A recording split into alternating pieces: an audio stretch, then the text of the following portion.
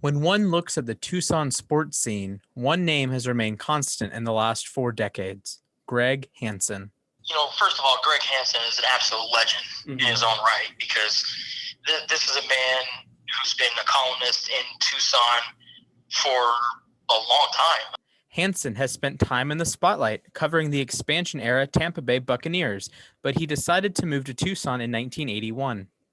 Covering being a beat writer in the NFL, half of the stories were about contracts and free agency and personnel things, and to me that wasn't very enjoyable. I really like the college feeling more where you get to know the people and the athletes, and you're part of the community. In Tampa, you were part of the community. There were 7 daily newspapers that covered the Buccaneers. Nothing but stress. You woke up one day and you'd read that the general manager got fired last night and you had no clue about it because one of the other 7 papers got the story. And it had really a stressful job. And I thought it'd be better to cover college. I really like covering community and high school sports too. And Tucson's been perfect in that regard.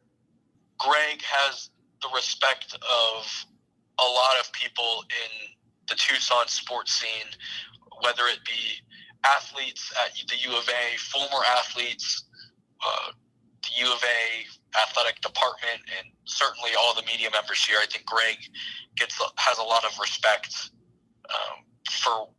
he loves Tucson. He loves U of A sports. In his 40 years in Tucson, Hansen has developed a reputation of being the foremost expert in both the history of Southern Arizona and storytelling.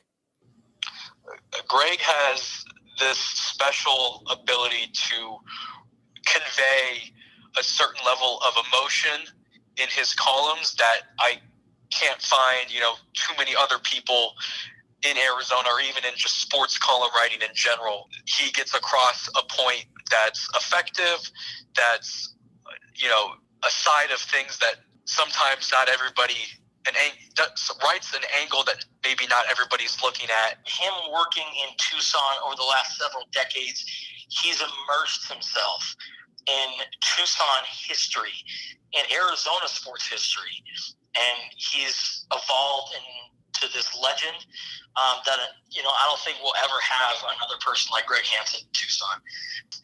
He's not just a writer; he's someone who embodies Tucson sports, and I think he'll go down as somebody that's, when you think of Tucson sports and Tucson sports writing, Greg Hansen's going to be, at the very top of that list.